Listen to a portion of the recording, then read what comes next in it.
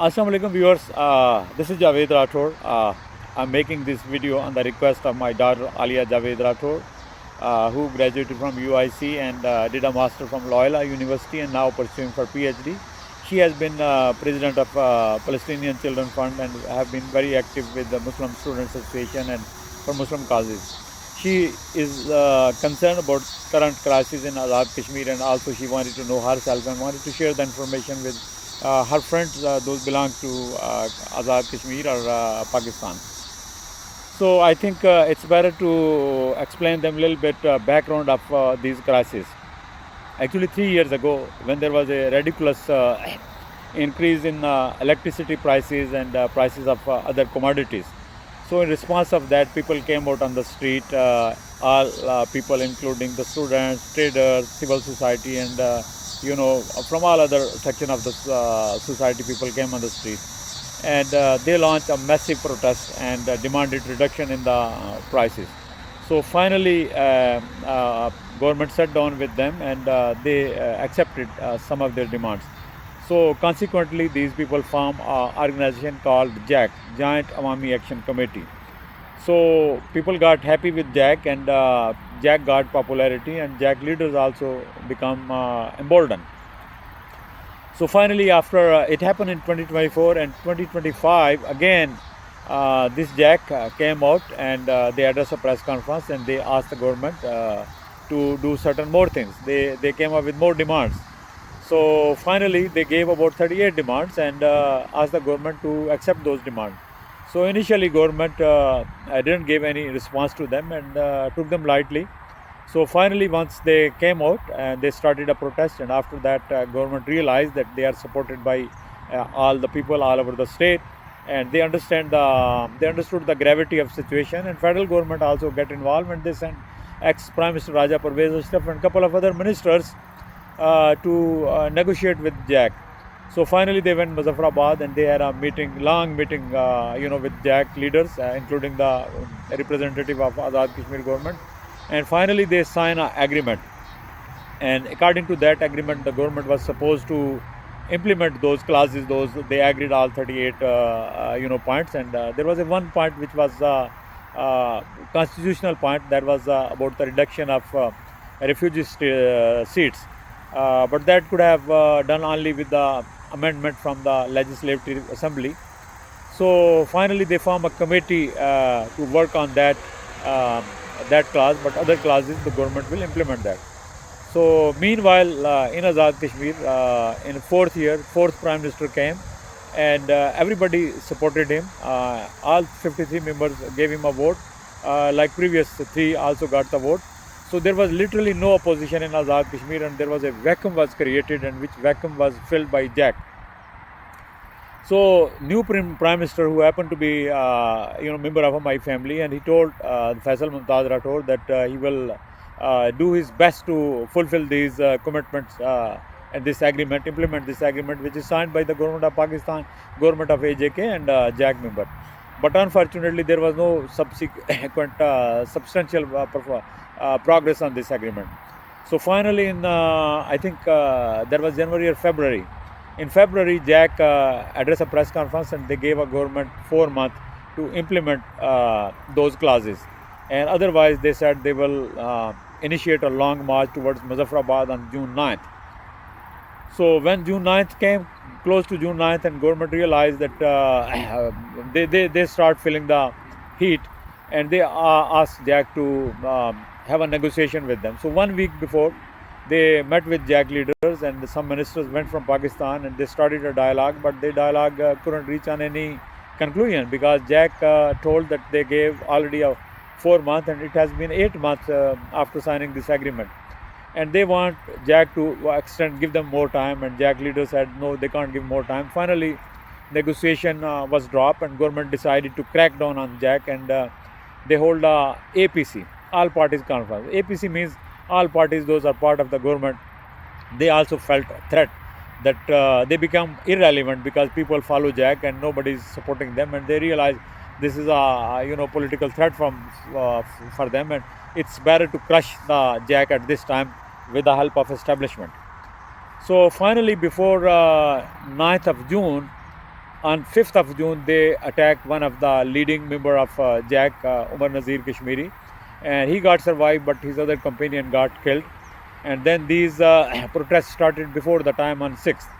And on 6th, government also announced, they said that this they issue a notification according to that this organization was banned, and they put a head money on the four leading member of this organization, like a 10 million on each, and they suspended all their. They said they'll suspend their all assets and everything, and they put on the exit control list, and a lot of action government took.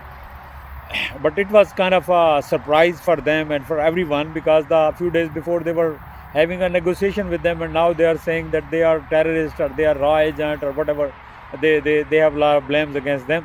So people didn't buy them, and so finally on 9th they started a protest, and in the result of that protest, government decided to stop them in Rawla Court, and Rangers went there, PC, AC, FC, Frontier Constabulary went there, and they start shooting people, and 10, 11 people got killed according to the confirmed information, but people claim more. So finally after that, they moved their sit in Darek, which is about 3 miles away from Rawla Court, and there was sometime in that procession there was thousands of people, sometimes hundreds of thousand people participated in that. And I also went there and met the JAC leaders and addressed to the public there, and asked the JAC leaders to calm down and find a way to negotiate and resolve the issue with negotiation. And they said they were agreed. Then I contacted the government officials. I met the AJK Prime Minister, and I went to Parliament in Pakistan. I met the Senate Chairman, Deputy Chairman, Senate, Opposition Leader of National Assembly, and Opposition Leader of Senate, and some other leading parliamentarian and politician, including ex-Prime Minister of Pakistan, Shahid Khaqan Abbasi, and many more, and addressed a press conference also.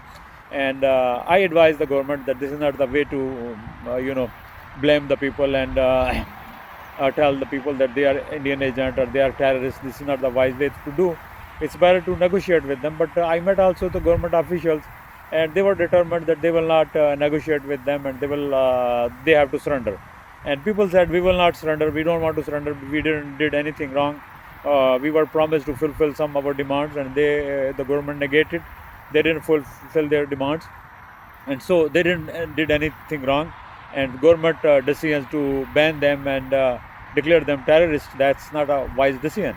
So there was almost 50 days has been passed, and still that kind of tense situation is there. And elections was due on 27th, but finally government realized that they can't hold election in whole Azad Kashmir. They decided to hold election in different phases.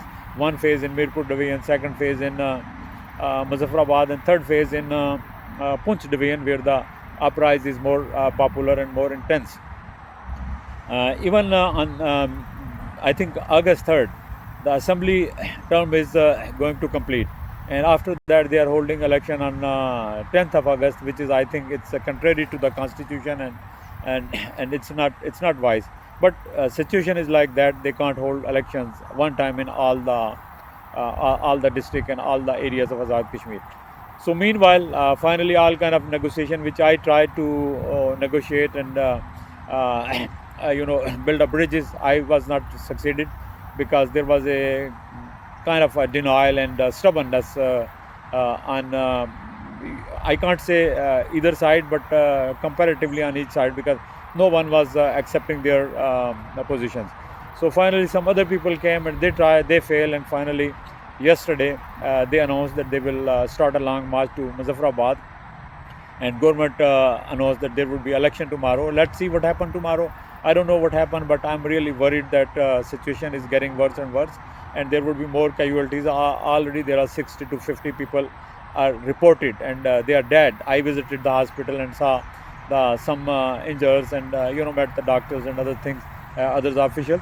So unfortunately situation is very grave, and I think it is because of stubbornness of the government authority as a state of denial, and dealing the issues with the force is not a wise thing. I said this is a political issue, and it can be handled with the political dialogue, with the political means.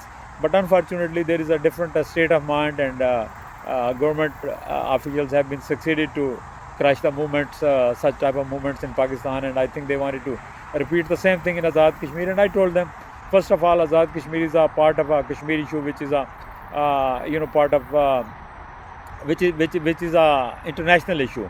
It is on the agenda of United Nations. It is a disputed territory, and situation is different, and people of Kashmir are different. They have a different mindset, different thinking, different culture, and they will not accept this kind of repressive tactics. So, but what we can do, we can just give our suggestion, but finally it is ultimately government has to decide whatever is good for the country or for them, or whatever is good for their to satisfy their ego. So let's see what happens. I pray for Pakistan, for Azad Kashmir, but that's what I can do. Maximum practically I did whatever I could do during my visit, but I'm back now. I'm not really hopeful the way things are going. They're very disturbing and very hopeless. Thank you. Take care.